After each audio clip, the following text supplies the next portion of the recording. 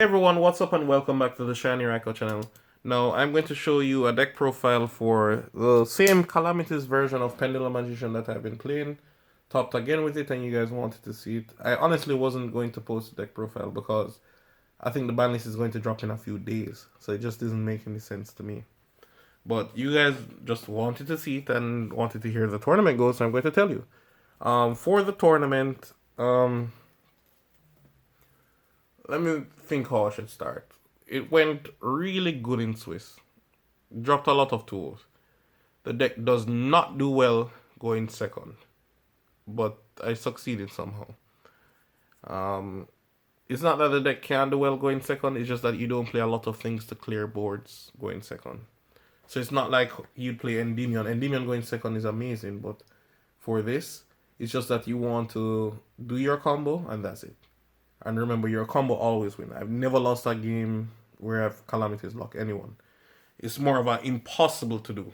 It's more like you 100% win every time you do your combo. So stick to your strengths and not try to cover your weakness. How did it go? I played a lot of metal. I played rogue. I played a mirror. Dropped 2 on everything except for splites, where I got 2'd. Lost to the water deck, the water cybers. I don't remember their name right now. Like Marine says, yes, that was it. For splites, it was extremely. I don't think a bad matchup. I just think the deck is like super strong. Like I don't think I can beat that deck with this. The main reason why is that. All right, here is it from my perspective. They won fair and square going first, right? And it's not like I play go second cards, so there's no hand traps or anything, because you have to maximize on ensuring that you do draw your scales. However, on my going first, Ash, Velo, Imperm, Ghost Ogle, and after all of that, he still had Swap Frog and Splite starter for turn. Like after all that. And I was just sitting there, I'm like, he just used 4 cards, I should still be able to win this. If as long as he doesn't draw some insane 1-card starter. Me to myself. And like I just lost. And then in top 8, I lost to the exact same person with the exact same deck, the same way how.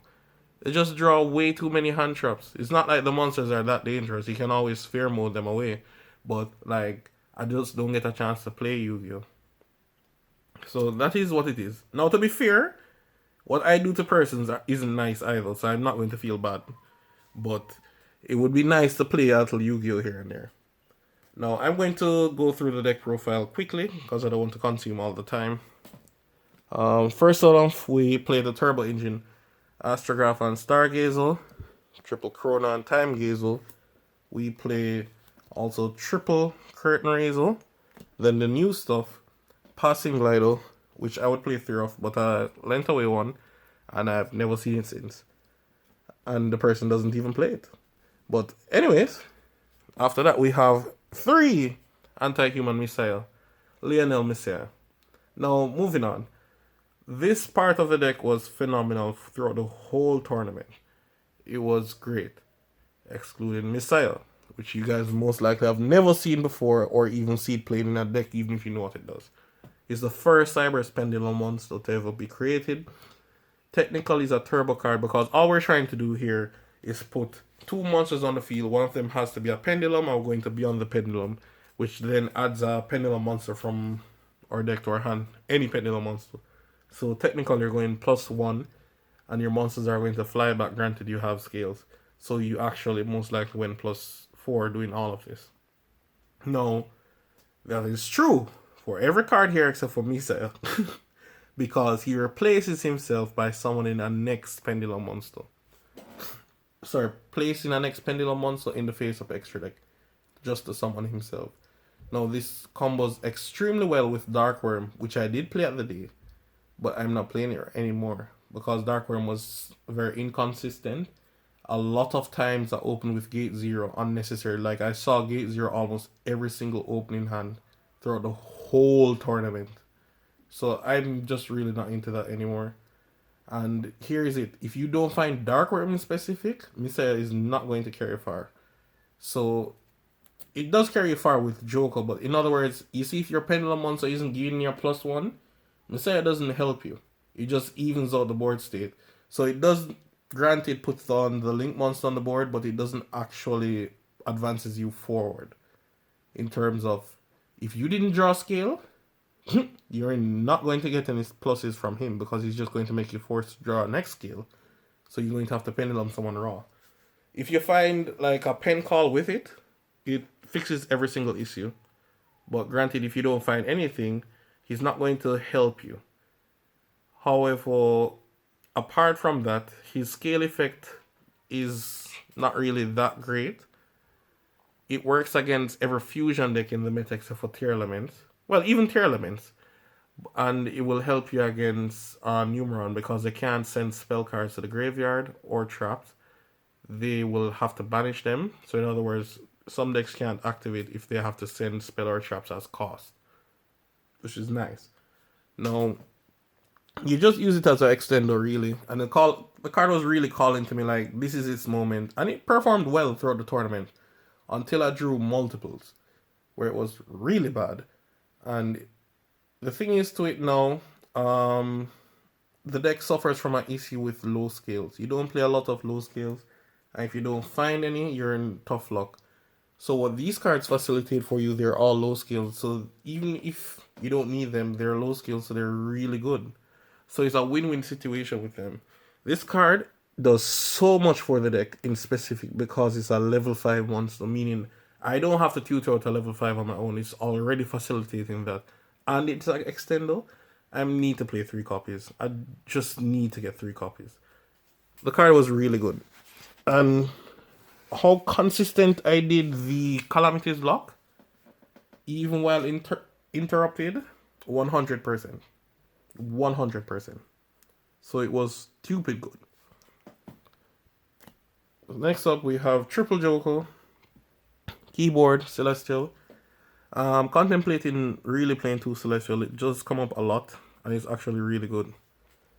Then we have Triple Harmonizing, Triple Double Iris, and 2 Oath. Notice I'm not playing the level 7 Shank anymore. At the tournament, I played a 48 card deck. This is a 40. Shanky was cut from the deck mainly because I just didn't summon it. It just was. I just forgot that it wasn't supposed to be in the deck, and I cut him because he's not supposed to be in the deck. And there was a lot of other cards that I cut, like Dark Worm, Foolish Burial. There's no need for them, and I also cut Flare. The reason why I cut Flare is because one, I kept drawing it. Going first, that's not so bad, but going second is actually really good. Granted, you already draw the scales. Flare can get you out of situation. Example, your opponent summons a natural beast, which did happen on me quite a few times. So he immediately out the board. And like my opponent has a conduct on the field, it also immediately outed the board there. So Flare wasn't bad.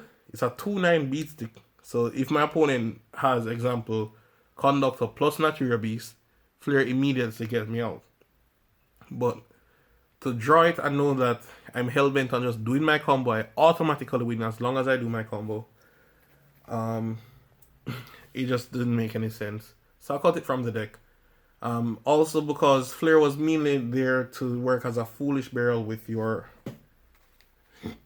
Time Star Magician because it sends any spellcaster from deck to grave. The mere fact it was a Foolish Burial, I could have just add the card that I needed directly if I really needed to make Hot Red. So I didn't change anything. So I was still able to do the entire combo without it. And it does this without playing a brick. So I just opted to do that. The last set of cards we have Tuning Magician, Red Rose, and Rocks Rose. They're all self-explanatory in what they do. They're your tuners. If you find one, you summon the next one with Hulk. For spells, Triple Ulysses Alliance, Triple Pen Call. We have Stargraph, Time Graph, Instant Fusion, and Basal Rose Shoot. All self-explanatory. These are things you must play. If you're not aware what I do with Instant Fusion, I summon the new card, this. So it's always material to go into or beyond the Pendulum. So that's the first fusion monster and the only fusion we play. We do not play Vortex and Absolute in the deck. Mainly because of 2 reasons. 1, they're hard to summon. 2, you don't need them. because there is not going to be an opportunity for you to summon them. Because you're going to be summoning level 5 from the deck, not level 7. Moving on, we have Shooting Rizel, Savage, Chaos, Hot Red, and Calamities.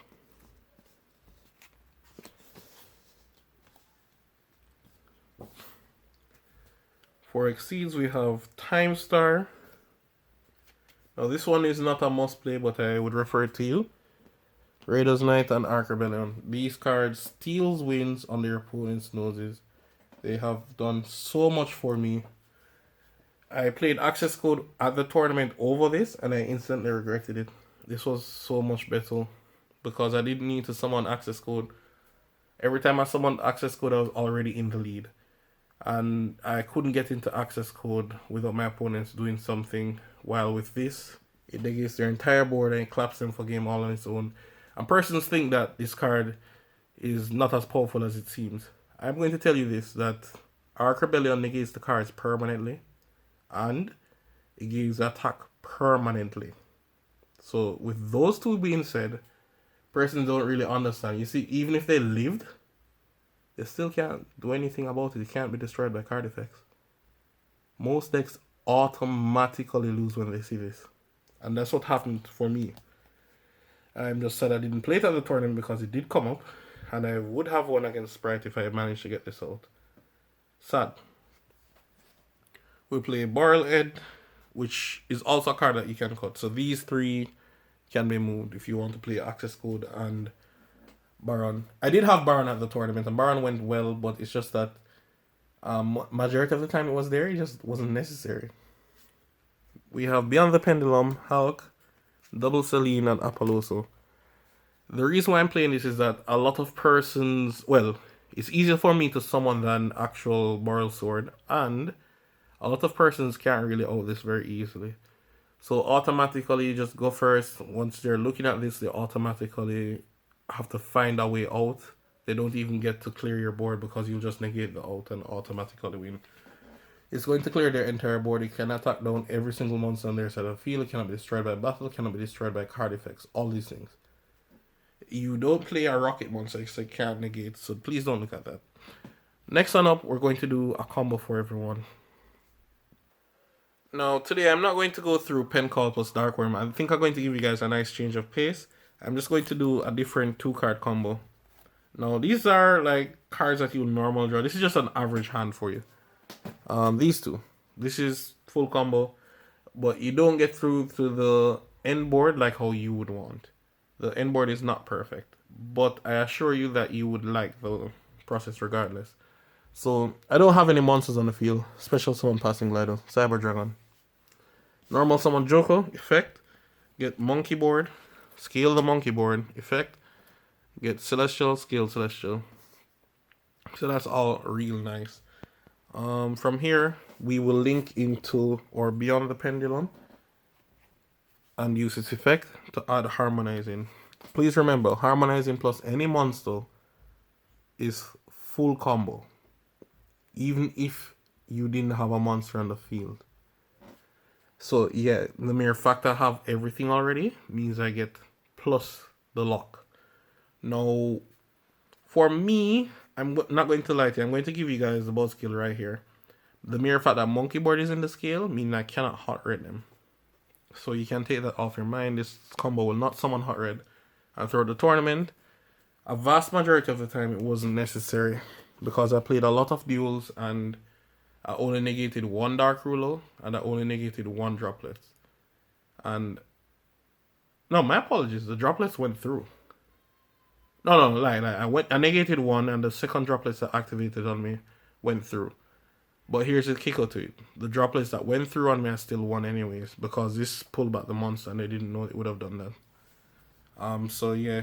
So they negated Baron, allowed it to go through, so they destroyed it and Baron came back immediately because of Celestial. And didn't even use it to affect the turn. So that means that it can still negate that turn, which really killed them. But it is what it is.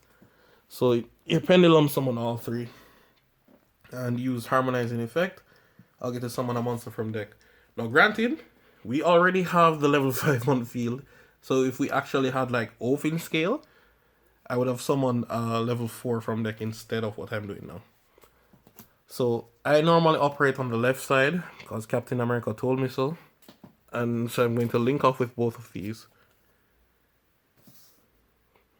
And I'm going to go into Hulk. Hulk effect. I'll get the tuner from deck, which is going to be Red Rose. I'll synchro with both. I apologize. This goes over here. This goes over here. I'll synchro with both into this. And I'll use effect. 1,000,005. As well as I'm going to use this as Chain 2. So I'll get a summon from deck. Hopefully you do not mill your basal roll shoot because I'm going to search for that right now. Now, we can make Savage first, but Savage doesn't make any sense. What I would more implore you guys to do... Alright, we have options here. We're going to make Savage. That's a given because I summoned the other level 5 from deck. Remember that you don't need to hold on to your basal roll shoot because I'm not going to make Hot Red any at all. But I want... There is no monster to equip with as yet. So because of that, I'm going to need to link someone first into Celine. The thing is, you'd have milled 5. So your Celine would most likely be able to pull back here. So I'm going to do it this way. Use these two to go into Celine. Like, this is just theory based off you'd mill a spellcaster because majority of your deck is spellcasters. So from this point, you'd be able to use effect. No, my apologies. You'd be required to chain basal row shoot to Celine's effect and pull back. You get any spellcaster, let's say you just randomly mill an Oath, you get to specially back and link up into your Goddess. And you get to synchro with both of these into your Hot Red. Sorry, not Hot Red. I meant to say Boral Savage. Boral gets to equip. You equip back this. You get 2 counters. And then you can always use your Chaos Ruler. Summon back itself. You have automatically light and dark. Guaranteed. Because Celine's a light and everything else in the grave is dark. On your opponent's turn, after they take their first action, you can then Hulk summon your Shooting Rizel effect. You'll send a level 6 from your deck to make sure it's level 1. Then synchro summon using all 3 of these. Do not chain your Shooting Rizel to anything for synchro summon or this will miss timing. And then the beauty of it, they can't activate anything, but it's like they're already staring down 2 big monsters that are over 3,000. Even if they destroy my Apollosa, this is going to be game. And not to mention, this was only 2 cards, meaning you have a lot more cards.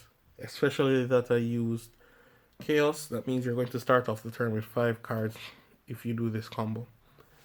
Alright, so this is it. This is without the Dark Ruler Pen combo, because you guys were getting annoyed with me like every combo has to be that. And I was telling you guys that you don't need to do it to get your combo. Here it is. So it's actually real easy, because here's a trick to it. Joker is Joker, but Joker can work with any single one of your turbo cards to get this. So one of your 3 missiles can help you to get this combo. Passing Glido, Curtain Raiser, even Astrograph, and of course Chronograph. So if you draw one of the 3 copies of any of these, that's full combo. So 15 cards. So literally more than a quarter of your deck, almost half your deck is Extendos. You will almost always have the combo. I've always drawn it throughout every... No, lie. There was one duel I didn't draw it, and that's what the duel that made me come to the reality that I need to cut Darkroom and such. Because I opened with literally all all the low scales for like once. And it was like all the low scales in the deck. Double Oath, Shianki, which didn't even need to be in the deck. Astrograph, and then I draw the Dark Ruler that would have wanted you. I drew something else. It was Scale 0. Gate 0. So it was like, if I drew one monster, just one that could be summoned, the game would be over. But it didn't happen. I still won the match. Because next duel, Calamities. Do not pass go. Do not collect 200. Go directly to school phase. The combo is dirty. I'm not gonna lie to you. It's really unfair, really bullshit. Your opponent cannot do anything when they see it. Not only they can't do anything for their turn, they can't respond to the bastard. The card is really unfair. For badness, I'd really like to see this card gone. I'd like to see Scythe gone as well over Hulk. I think Hulk might go, but like I really love Hulk. But I think he is like the biggest enabler. Like, you guys didn't even understand what I did. I got a tuner on the field because of him. He literally caused me not to use 2 additional monsters to go into Rizal. He went into Rizal. And after all of that, this card ends my opponent's entire turn. That's bullshit. I think the ban list need to clean up a lot of these. Like, this to me is like Exodial. You just auto win once you see it. And it's much easier to pull off than Exodial. This is unfair, and it just is what it is. But I hope the ban list clears it up. As much as I play the deck, I'm not going to be a hypocrite. The card is very unfair. You know what's really funny?